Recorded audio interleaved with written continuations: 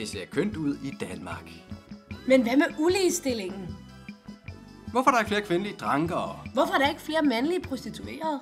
Hvorfor er der ikke flere kvindelige bankrøvere? Hvorfor er der ikke flere mandlige sosu-assistenter? Hvorfor har kvinder ikke værnepligt? Hvorfor er der ikke flere mandlige vuggestuepædagoger? Hvorfor er der ikke flere kvindelige jord- og betonarbejdere? Hvorfor er der ikke flere kvindelige direktører? Hvorfor er der ikke flere kvinder i politik? Og hvorfor er der ikke flere mandlige feminister? Noget tyder på, at mænd dominerer i samfundets top og bund, når det gælder magt og penge. Alt imens ligger kvinderne lunt og roer æg i midten af samfundspyramiden. Ifølge Bibelens skabelsesberetning blev kvinden skabt ud af mandens ribben. I biologien forholder det sig direkte omvendt.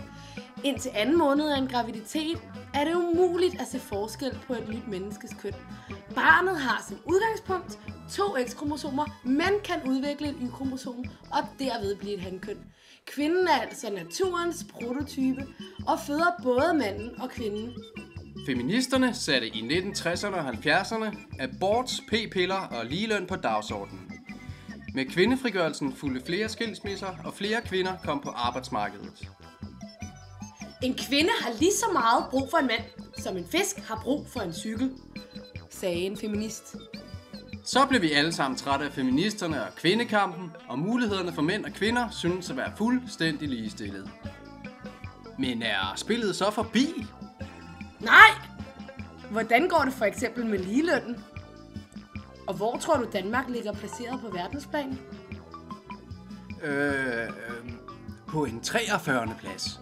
Danske mænd får 18,8% flere penge end danske kvinder for det helt samme arbejde. Men også mænd har sværere tider. Forskere peger på, at der i vores videnssamfund er ved at ske en kvindelig revolution, fordi kvinderne er bedre til at sidde stille og lytte efter i skolen.